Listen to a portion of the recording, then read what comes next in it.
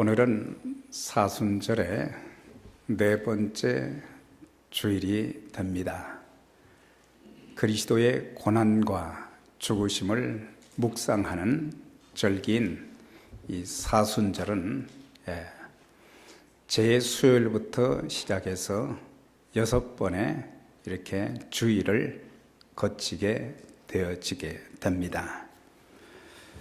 그래서 우리는 1년 365일 우리가 다 경건하게 살아야 되지만 이 사순절 기간을 통해서 주님의 그 고난 받으심과 죽으심을 묵상하면서 우리의 신앙과 삶을 새롭게 할 수 있는 그런 기회가 되어져야 될 것입니다.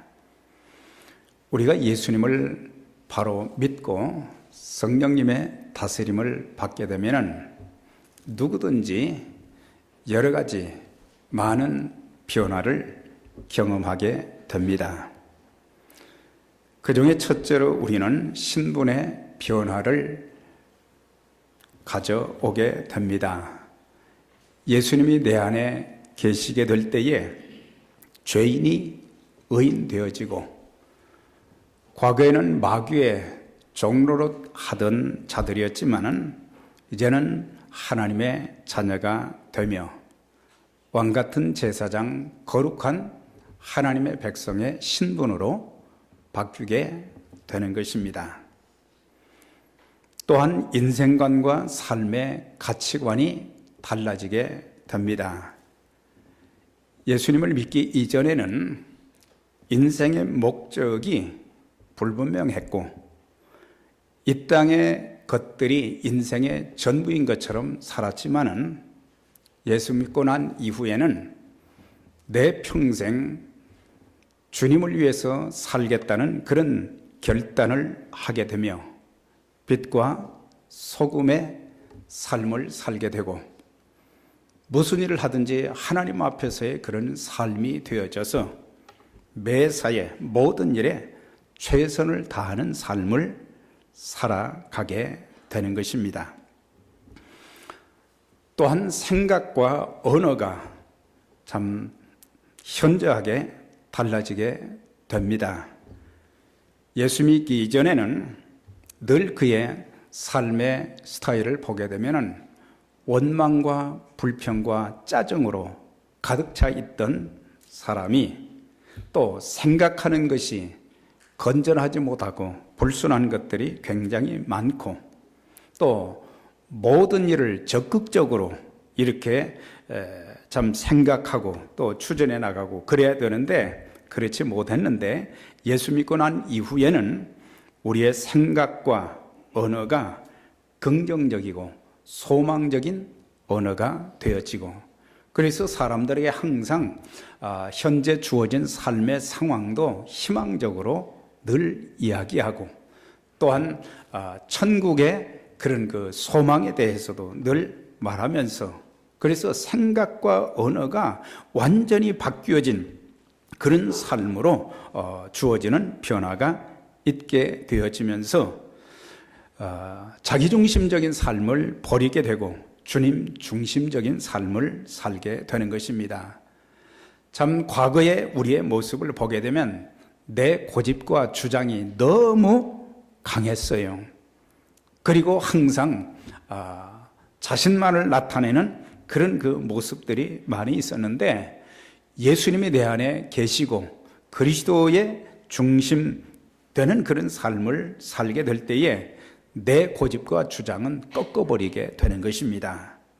그리고 항상 나의 삶을 통해서 또 내 언어를 통해서 내 모습을 통해서 그리스도만 나타내지는 그런 삶으로의 변화가 점점 계속되게 되는 것입니다.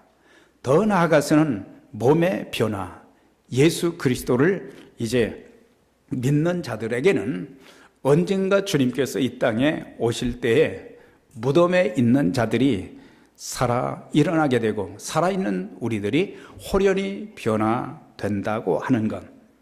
그래서 주님의 부활체와 같은 영광스러운 몸으로 변화되어 천국을 유업으로 받는 영생을 누리게 되는 것입니다.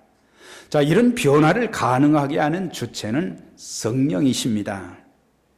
그렇지만 성령님은 성도들이 말씀과 기도로 좋아있는 신앙생활을 할 때에 변화를 경험하게 하시는 것입니다. 말씀과 기도가 없는 그런 삶은 성령의 역사하심을 기대할 수가 없습니다. 우리가 하나님 말씀을 묵상하고 상고하면, 공부하게 되면 바른 진리로 무장하게 되어지고 엎드려 기도하게 될 때에 능력 있는 삶을 살 수 있도록 만들어 주시는 것입니다. 사실 우리 나름대로의 많은 계획도 있고 내 노력과 수고도 있지만은 이것이 오래 가지도 못하고 또 열매도 없습니다. 그러나 우리가 하나님 앞에 기도하게 되면은 하나님께서 능력을 성령님을 통해서 주셔서 우리가 두려워하지 않게 만듭니다. 답답한 일을 만나도 우리는 낙심하지 않게 됩니다. 좌절과 절망이 우리를 참 늪에 빠뜨리도록 그렇게 하지만은 그런 가운데서도 하나님이 우리를 거기에서 끌어내 주시는 하나님의 은혜를 경험하게 되는 것입니다. 그래서 우리가 말씀은 읽고 공부는 하는데 기도가 없다고 하면 그 사람은 예수님 당시의 종교 지도자들처럼 형식적인 그리스도인이 될 수밖에 없습니다. 그래서 하나님 앞에 많은 형식적인 제사는 드리지만은 삶의 변화가 없게 되어지고 비판의 눈만 높아지게 될 뿐만 아니라 이런 사람들은 하나님의 뜻을 거스리는 삶을 살게 되어지고 또한 하나님이 내 삶 속에서 구체적으로 어떻게 역사하시는지 그 은총과 축복을 내가 경험하지 못할 뿐만 아니라 주님의 거룩한 일에도 제대로 쓰임을 받지 못하게 됩니다. 그래서 이 말씀의 놀라운 축복도 위대하지만 또한 거기에는 기도가 참 필요한 것인데 말씀과 기도가 조화를 이루어야 되는데 어떤 사람들은 기도는 하는데 말씀 공부가 없다고 하면 말씀의 묵상함이 없다고 하면 그 신앙은 자칫 잘못하면 신비주의적인 그런 신앙인이 되어서 하나님의 말씀에 기초한 신앙보다는 그냥 꿈으로 뭘 보았다는 것, 또 무슨 환상을 보았다는 것, 늘 신비적인 것에만 집착을 하게 되어지는 그런 사람이 되어지고 이제 하나님의 말씀이 그들 속에 없을 때에 잘못된 이단에 빠져서 인생을 망치며 나도 망하고 다른 사람들도 망하게 되는 것입니다. 그래서 이 두 개의 수레바퀴가 있을 때 그 수레가 제대로 굴러가듯이 우리의 신앙에도 말씀과 기도가 이렇게 잘 조화를 이루어야 되는 거예요. 우리가 모일 때마다 빼놓지 말아야 될 것이 뭐냐? 바로 하나님의 말씀과 기도인 것입니다. 말씀을 상고하게 될 때에 하나님의 뜻을 발견하게 되고 기도할 때 성령의 능력으로 무장이 되어져서 마귀의 권세도 이길 수 있고 세상의 여러 가지 유혹과 시험도 능히 이겨서 그래서 승리의 삶을 살게 만들어 주시는 것입니다. 우리가 이 마태복음 16장을 이렇게 보면 중요한 세 가지의 핵심적인 내용이 나옵니다. 첫 번째는 베드로의 그런 신앙 고백이 거기서 나와요. 주님께서 제자들에게 물으셨잖아요. 사람들이 나를 누구라 하더냐.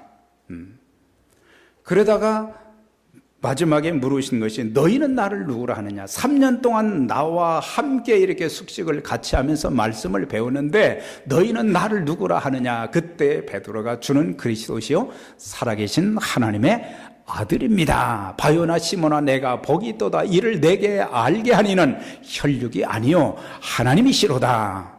그러니까는 이런 고백을 할 수 있는 것, 나의 주며 나의 하나님입니다. 도마의 고백처럼 그런 고백을 할 수 있는 것은 바로 성령님을 통해서 하게 하신다고 하는 거예요.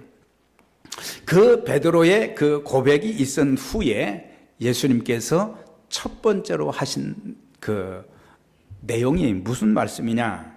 그것은 이제 내가 십자가에 고난 받고 죽으시게 된다.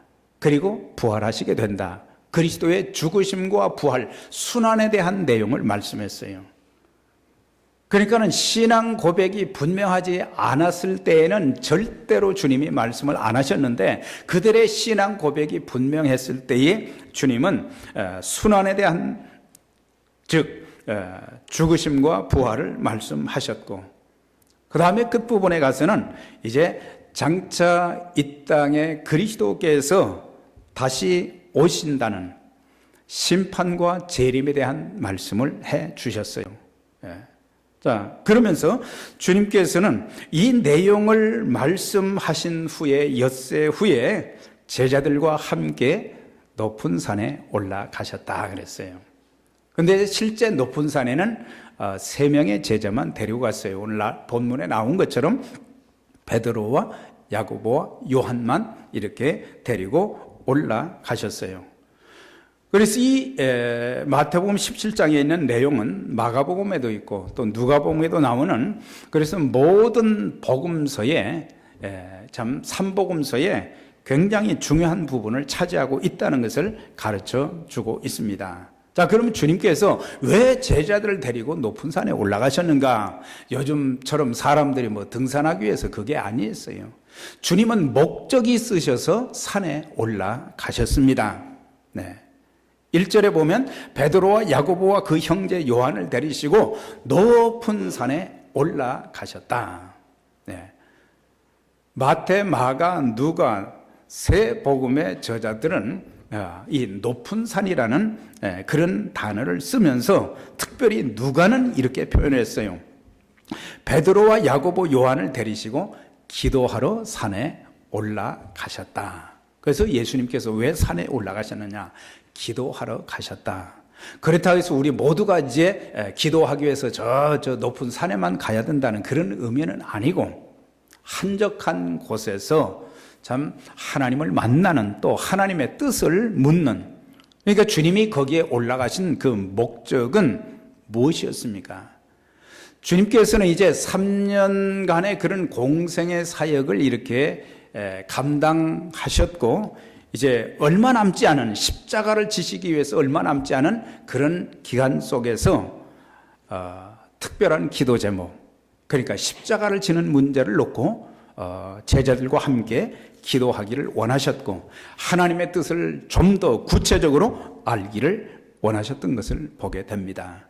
그래서 주님께서는 중요한 문제, 물론 일상생활 속에서도 매일 이른 아침 이제 하나님 앞에 기도했지만, 특별한 아주 중요한 문제가 있을 때는 한적한 곳에 가셔서 이렇게 기도하신 것을 보게 돼요.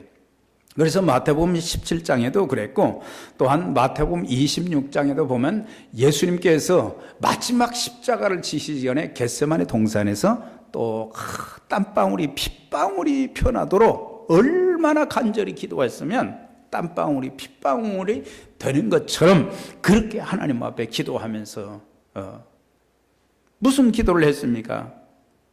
할 수 있다면 이 잔을 내게서 옮겨 주옵소서. 그러나 나의 원대로, 나의 뜻대로 마옵시고 아버지의 뜻대로 되기를 원하나이다. 십자가를 지는 거, 매를 맞으시고, 사람들에게 멸시와 저주를 받으시고, 양손과 양발에 못 박히시고 옆구리에 창에 찔리시고 모든 물과 피를 다 흘리시는 그런 모든 것들을 생각할 때 이게 쉬운 일이 아닙니다. 그래서 아버지의 뜻을 묻기도 했고, 제가 아버지의 뜻대로 모든 사람들의 죄를 대신해서 십자가를 지는 그런 일을 하겠다.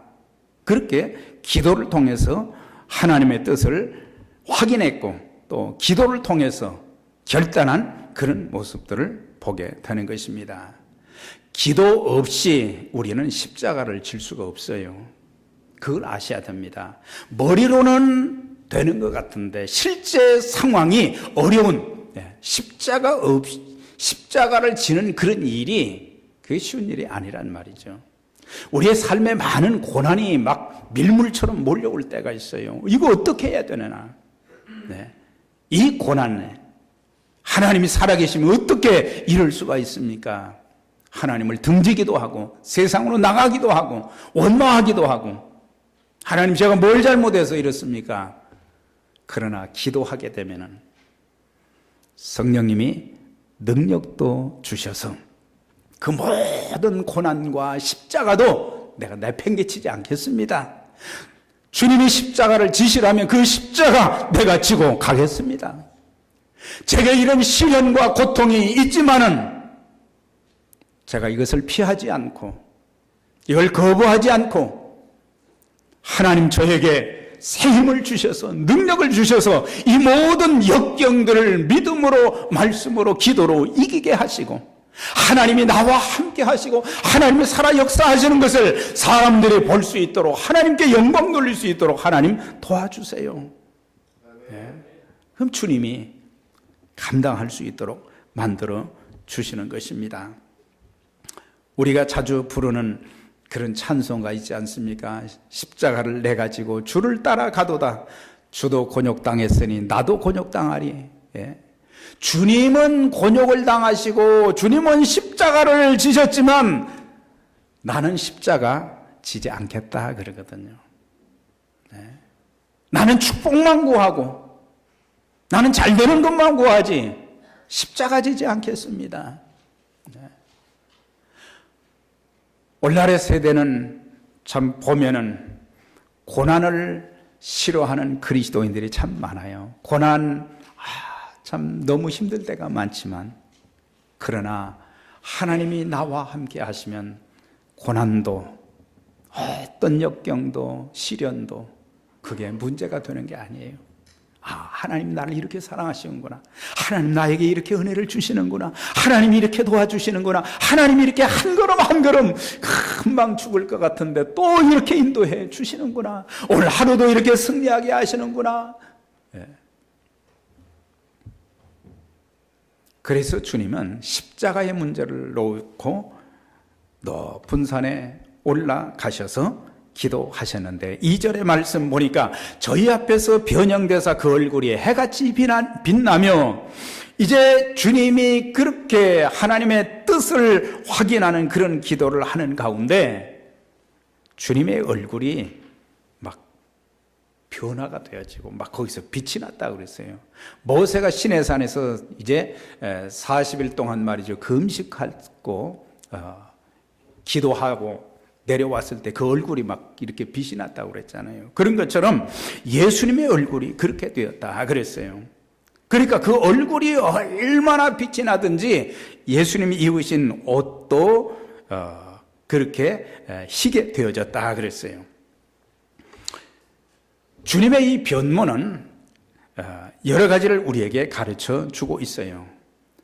이제 머지않아 주님은 십자가에 죽으시고 부활하신 후에 가지게 될 그 영광스러운 모습, 사흘 만에 다시 살아나셨을 때의 그 모습이 영광스러운 그런 모습이신데 그런 모습을 이제 변화산에서 예표로 보여주신 것이고 또한 장차 우리가 죽어서 이 세상을 떠나 하나님 나라 들어갈 때에도 영광스러운 몸으로 변해서 올라가게 된다. 그걸 또 말씀을 해 주실 뿐만 아니라 주님이 이 땅에 다시 오실 때에 죽은 자들이 무덤에서 일어나게 되고 살아있는 우리들이 호련히 변화가 되어지는데 그 몸이 주님의 부활하신 몸처럼 영광스러운 그런 몸이 되어진다. 그것을 가르쳐 주고 있어요.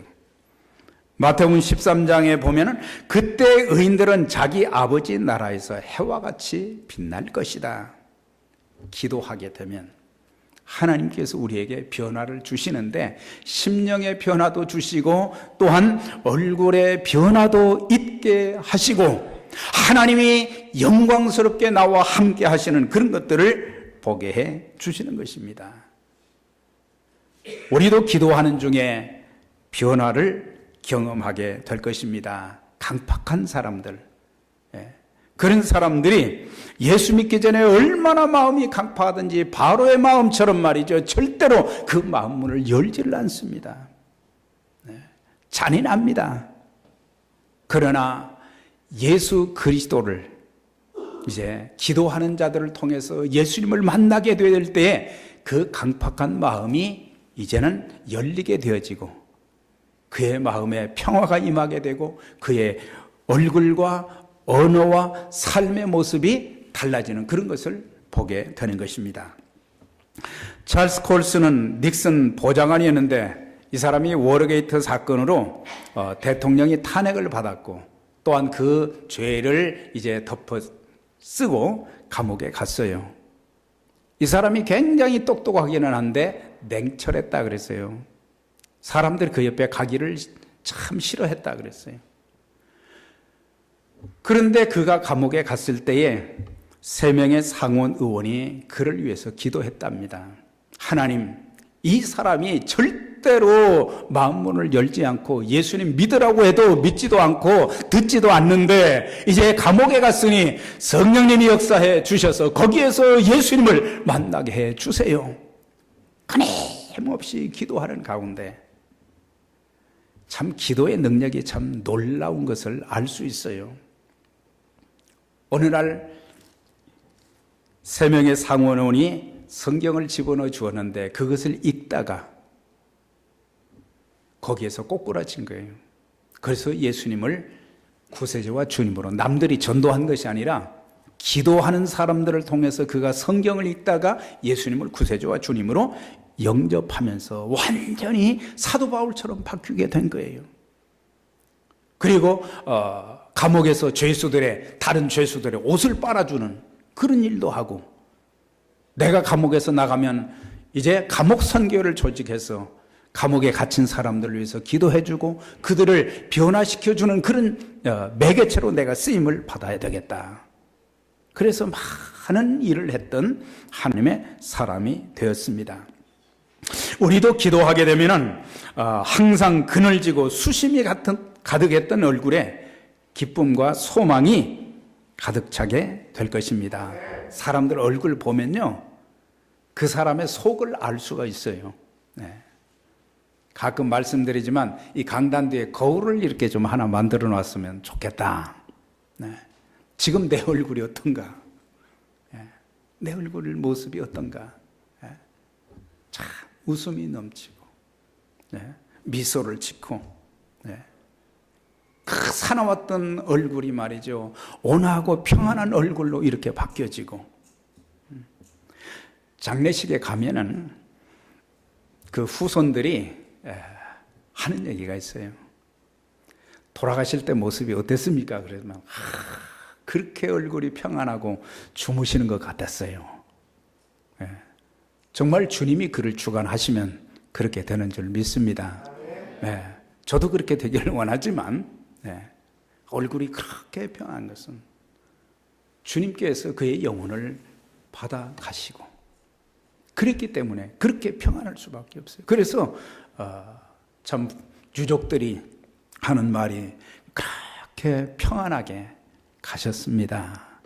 그렇게 말할 때 얼마나 참 위로를 받는지 그런 것들을 보면서 그리스도인들은 적어도 얼굴에 책임을 져야 되는 거예요.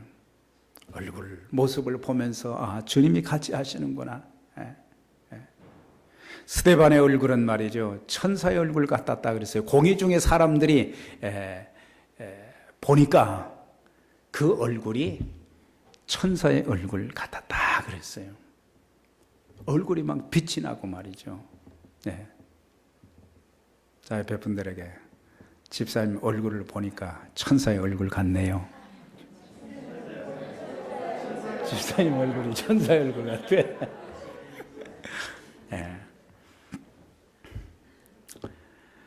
얼굴만 변화가 되는 것이 아니라 말도 변화가 되는 거예요.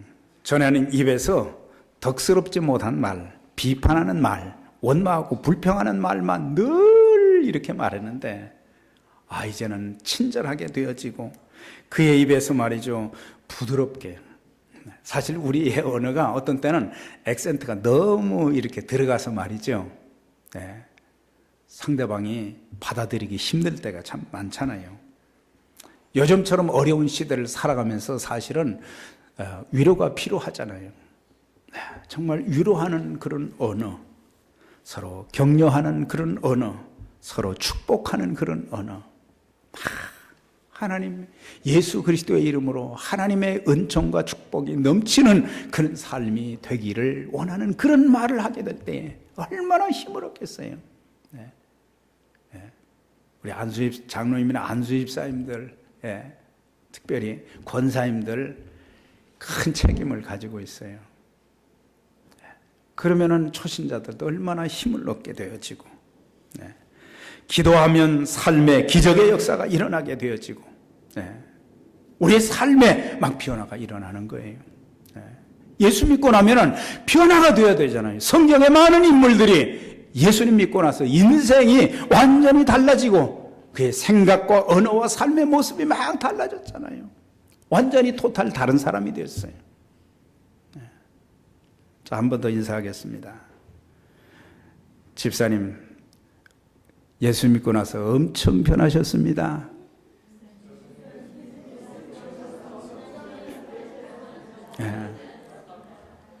이게 변화가 좀 되어져야 엄청나게 변했다. 교회에 변화되는 사람이 많을 때에 다른 사람들이 더 큰 도전과 은혜를 받는 것입니다. 그러면 주님께서 이제 변화산에 올라가셔서 기도하셨는데 그런 변화가 있어졌고, 그런 다음에 참 더 놀라운 일들이 일어났어요. 3절에 보니까 모세와 엘리야가 예수로 더불어 말씀하시는 것이 저희에게 보였다 그랬어요. 어떻게 표현할 수 없지만은 예수님이 거기서 기도하시고 났는데 다른 두 사람이 거기에 있었는데 모세와 엘리야, 이미 그들은 다 죽었던 자들인데 거기에 나타난 거예요. 말씀하시는 것이 저희에게 보이거늘 그랬어요. 모세는 구약의 율법을 대표하는 자이고 엘리야는 예언자를 대표하는 자입니다. 자, 그러면 구약 성경에 보면은 예배는 제사로 표현됐잖아요. 그러니까 짐승을 잡아서 하나님 앞에 드릴 때 그 백성들이 죄사함을 받게 되었어요. 이건 뭘 가리킵니까? 예수 그리스도의 십자가의 죽으심을 예표하는 것이 구약의 희생 제사예요.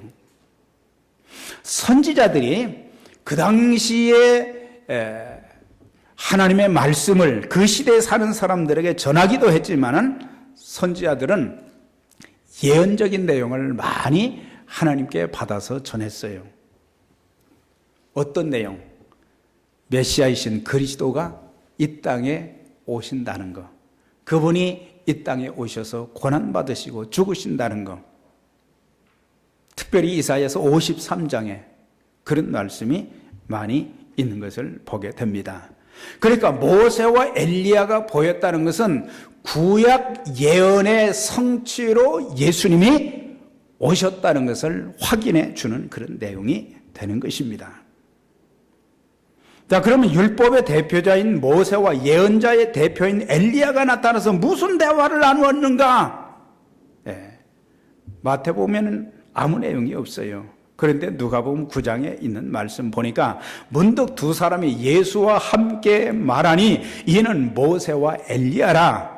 영광 중에 나타나서 장차 예수께서 별세하실 것을 말씀할세. 십자가의 문제를, 예수님이 십자가를 지셔야 된다는 것을 여기서 말씀했다 그랬어요. 그래서 그리스도의 죽으심은 율법과 예언을 성취하는 길이요 하나님의 구원 계획을 이루는 하나님의 뜻인데, 그래서 주님은 변화산에 올라가셔서 하나님의 뜻을 재확인하게 된 거예요.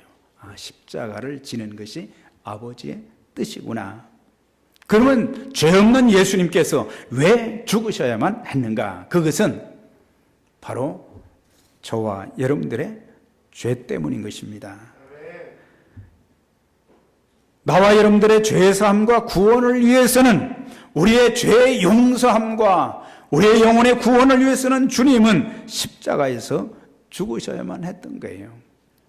왜? 우리는 다 양 같아서 그릇 행하여 각기 제 길로 갔거늘 여호와께서는 우리 무리의 죄악을 그에게 다 담당시키셨도다. 그렇게 말씀하신 것을 보게 돼요. 그래서 주님의 관심은 뭐냐? 바로 영혼 구원인 것입니다. 나와 여러분들의 가족들, 또 이 땅에 살고 있는 많은 사람들, 아직도 예수 그리스도를 영접하지 못하고 거부하고 있는 세대들이 너무너무 많다고 하는 거예요.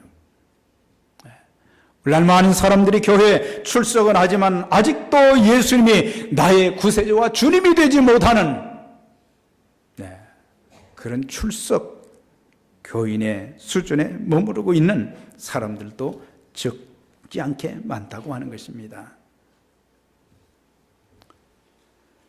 자, 그런데 베드로는 그 광경을 보았어요. 예수님께서 이제 모세와 엘리야가 같이 있는 광경을 보았고, 그런 다음에 그들이 떠나게 될 때 뭐라고 얘기했습니까? 베드로가 예수께 여짜오 가로되 주여 우리가 여기 있는 것이 좋사오니 그랬어요.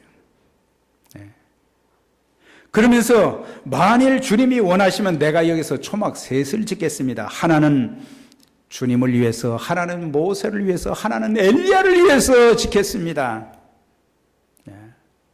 베드로가 뭘 잘못했는지 아세요? 모세와 엘리야, 예수님을 같은 입장에서 바라보았다는 사실이에요.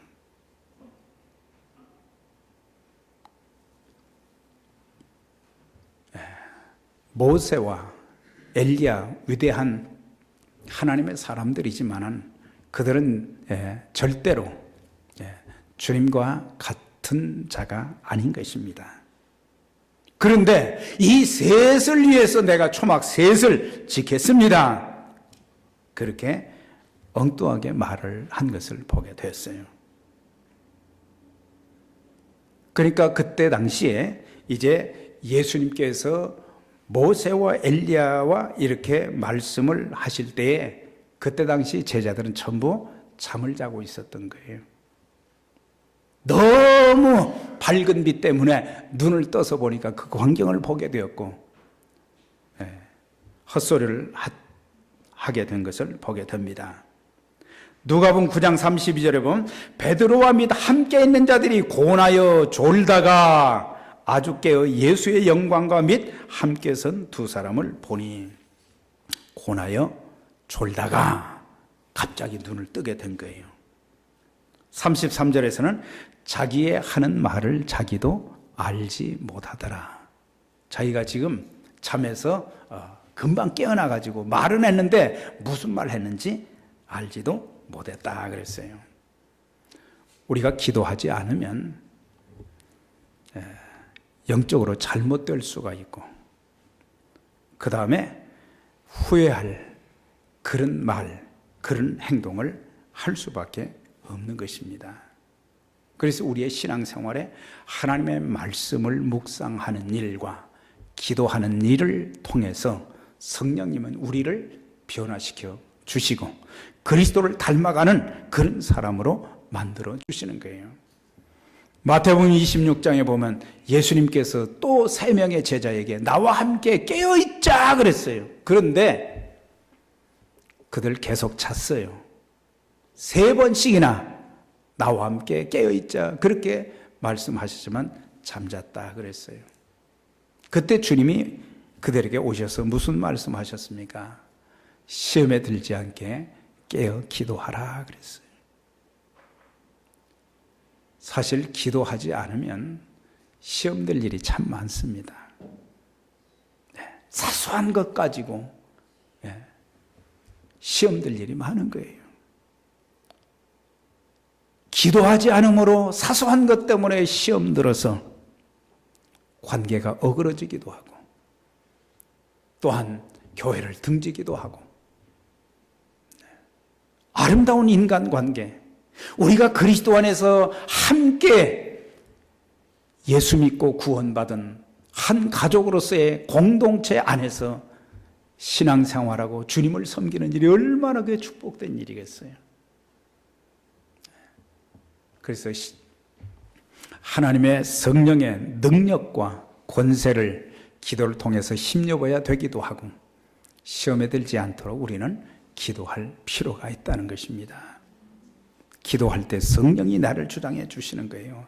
자, 5절의 말씀 보니까 말할 때에 호련히 빛난 구름이 저희를 덮으며 구름 속에서 소리가 나서 이는 내 사랑하는 아들이요 내 기뻐하는 자니 너희는 저의 말을 들으라. 하늘에서 음성이 들려왔어요. 예수님께서 요단강에서 침례를 받으시고 났을 때에 거기에서도 똑같이 하나님의 성령이 비둘기같이 임하면서 이는 내 사랑하는 아들이요 내 기뻐하는 자라.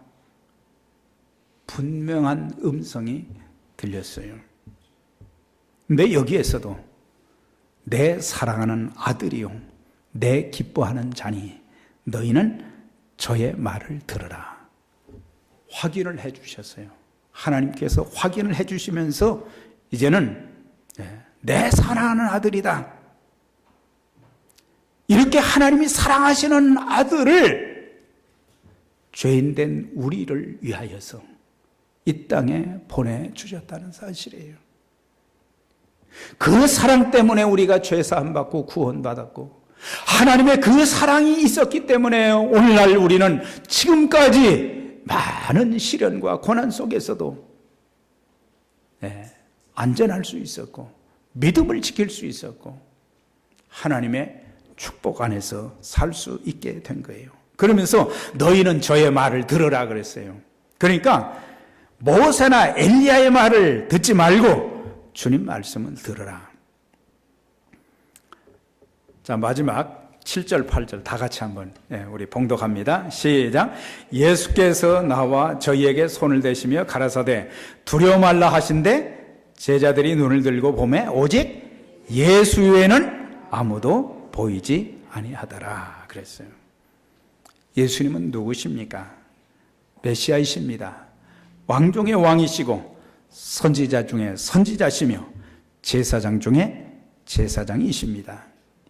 우리가 아무리 신비한 체험을 했어도 예수만 증거되고 예수만 자랑해야 되는 것입니다. 내가 나타나면 안 되는 거예요. 내가 주를 위해서 교회를 위해서 아무리 많은 일을 했어도 나는 감추어지고 주님만 나타나면 주님께만 영광이 되어지는 그런 삶을 살게 되면 주님께서 우리의 삶을 평생 책임지시고 인도해 주시고 더 귀하게 쓰시는 것을 보게 됩니다. 사랑하는 여러분, 하나님은 우리 모두가 변화되기를 원하십니다. 모두가 한 분도 빠짐없이 변화되기를 원하시고 변화된 그 사람들을 통해서 하나님의 일을 맡기시고 이루어 가신다는, 그래서 하나님이 기뻐하시는 거룩한 사역에 평생을 아름답게 쓰임받는 저와 여러분들이 다 되시기를 주의 이름으로 축원합니다.